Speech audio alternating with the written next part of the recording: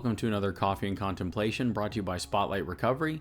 It is April 20th. We've got a short but sweet reflection today on self-examination, right from the AA Daily Reflections.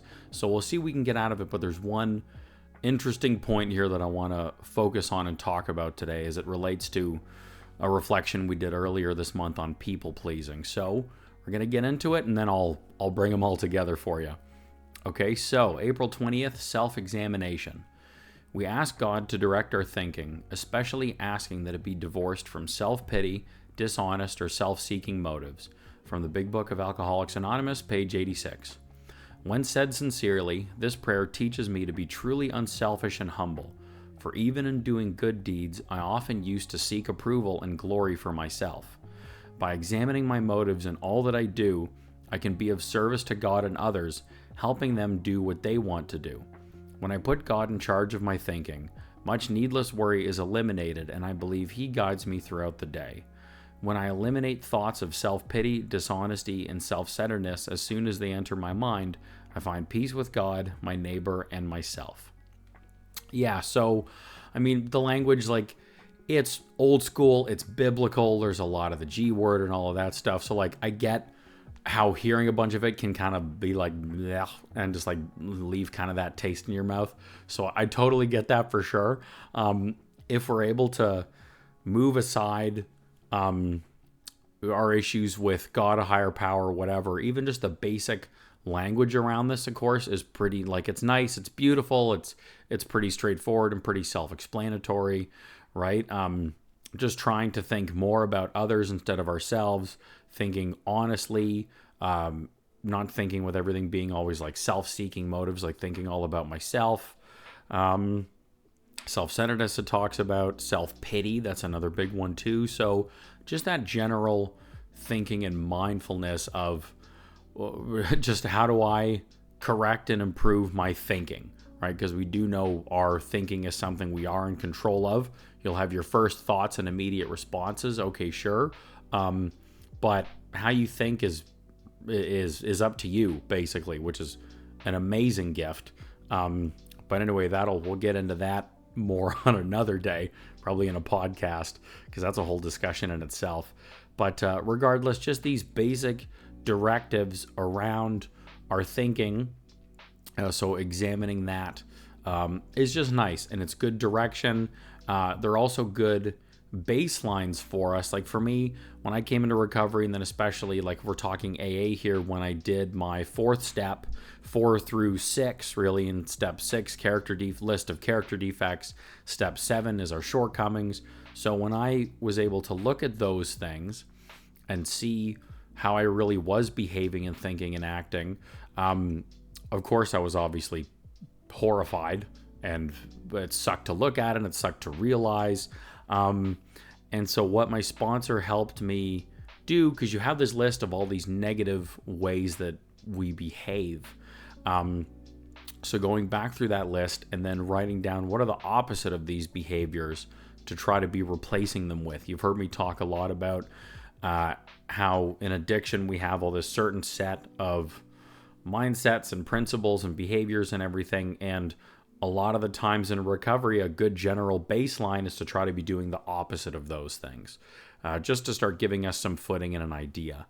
And I got to that point where I needed guidance and reminders on how to be a better person.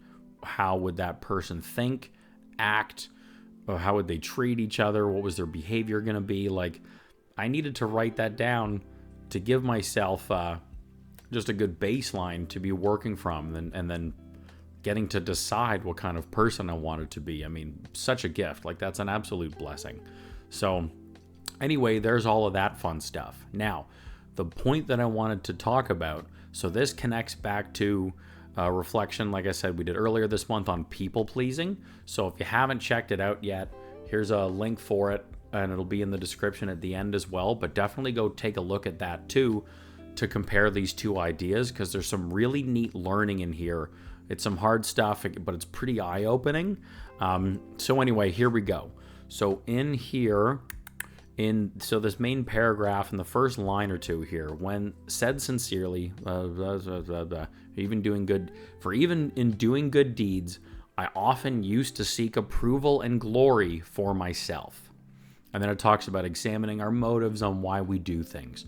So, really like this point, and I want to talk about it because I had this breakthrough pretty early on in recovery. It was very eye-opening for me, and it was also scary. Because when I came into recovery, I was convinced I was such a good person, and I'm a nice guy, and I do all these just nice things for other people, and everybody likes me, and we get along, and all of this crap. And there are absolutely parts of that were true, but a lot of it was this story that I had created, and what I was convincing myself was the case when my behavior didn't line up with this story. So what I'm talking about here is when it says, even in doing good deeds, I often used to seek approval and glory for myself. So I turned doing favors for people into one of my biggest manipulation tactics. So the main thing, if anybody ever asked me to do something, in my head, I would think I wouldn't do it for them unless I got more out of the deal. Not even, not tit for tat, more. So I'm not going to do you a favor unless I'm getting more out of this in return, in payback, whatever it may be. So there was that first motive, which is obviously awful, and something to think about throughout this too. When I bring up these points, notice like the title of this reflection, self-examination. Do some of that self-examination for yourself and looking at these different motives and reasonings with these things as I go through this. So that was the first, was that I'm not going to do you a favor unless I'm going to get more out of it. And so a lot of the times what that turned into, what I made that was doing favors was, one of them was I started collecting chits. So I do you a favor and then, oh yeah, you remember that time when I helped you with this? Well, I really need this right now. I would be racking up these favors on purpose. I'm like playing manipulation chess and I'm thinking down the line. So I would start racking up these favor chits to then be able to pull when I would need them from people or something, So, you're moving? Cool. I'll totally help you move. Because in the back of my mind, I'm like, I'm going to get evicted or thrown out or have to move at some point sporadically, and I'm going to need people to help me do it. So I help you move now. Boom. I got somebody to help me move down the road. There's one. Oh, you need money. Oh, I've got money right now, so I'll lend you some because someday I'm going to smoke through all my stash, not be able to have any money to go buy more, and then I'm going to call, hey, I really need that money back. Boom. I got that. So I don't know if this resonates with you or not, but that was one big way that I would look at favors or doing good deeds, was I was just racking up IOUs from people. Oh my God, I'm thinking Dumb and Dumber. That is amazing. IOUs. That one's a car. May want to hang on to that one. Anyway, sorry. Oh, it's one of the most quotable movies of all time. Don't get sidetracked, Lucas. Yeah, so I would rack up those IOUs and favors to then get them later. So there was one. I don't consider that doing good deeds at all. So that was the one of them. Or maybe are these the same? Maybe are these pretty similar? Because that was one, was racking those up.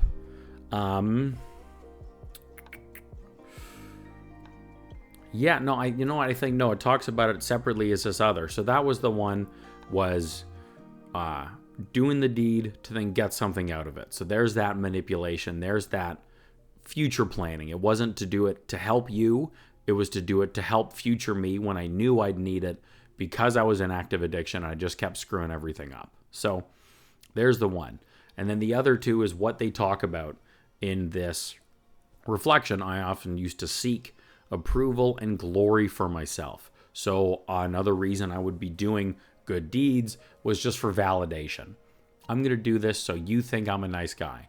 And then you're going to tell all your friends what a nice guy I am. And then what a great job I did and all of this crap. Again, I'm not doing it to help you because you need it.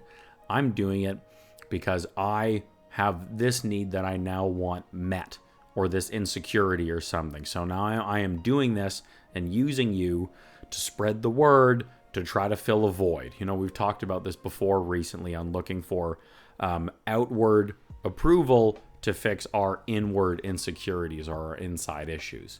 I need the approval from outside of me to fix what is inside of me. Doesn't work. But that is a very typical addict behavior, and that was something that I really engaged in a lot. So I like that they mention and talk about that. So how this then relates to that other reflection I was talking about, the people-pleasing one, and it's a lot of overlap with this on just how I actually used people-pleasing as another form of manipulation. It's almost identical to this, actually. Was that of like people-pleasing, cool, I'm going to do whatever you want to do. Really, I'm doing it so then, I've got you happy, I'm in your good graces, you're then feeding me what I need, be it favors in return, be it giving me that outside validation. So they're very synonymous, these two, but just looking at examining our motives, as this reflection talks about, on why are we doing these things to help other people? Is it really to help them? Are we really getting something else out of this? So examining the motives, and that's what it talks about here right after that, is just so important. By examining my motives in all that I do, I can be of service to God and help others, helping them do what they want to do. And so then it talks more about just getting guidance from your concept of God, of a higher power. The acronym of God for this fits really well right now. God, G-O-D, good, orderly direction. That's a really good one with this right now. And so same, just looking at those motives, is this good, orderly direction? Then you bring in the support system and you ask other folks around you in recovery, hey, what do you think about this? Here's how I see and I'm perceiving a situation. What do you think? Really helps it just helps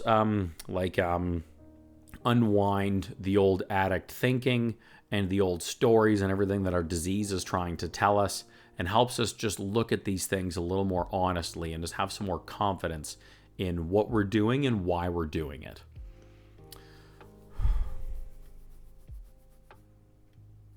Yeah, I'm just gonna wrap it up on that. I think that's a lot of good food for thought and a good handful of basic points there for this reflection. So I hope you enjoyed it. I hope some of that stands out for you. Please throw down in the comments there what did stand out for you. How are you relating to this reflection today? Would love to hear that feedback. I do recovery coaching with folks. I've got space in my practice right now. So if some of these concepts seem new to you, or you're wondering ways that you can further incorporate some of this and changing this thinking and behavior into your life and recovery, reach out to me. Contact info's in the description. I'd be happy to chat with you and see if there's a way that I can help guide you on making these changes in your recovery, okay? In that description, there's other ways Spotlight Recovery can support you. We've got a podcast, blog, newsletter, everything's connected there on our website. And ways you can support Spotlight Recovery are doing the YouTube things, commenting, like I said, like, share, and subscribe if you are enjoying these videos. And then you can donate, become a member of the channel, or get yourself some branded merch. Okay, so there's a lot going on, a lot in the description, so please go and check it all out.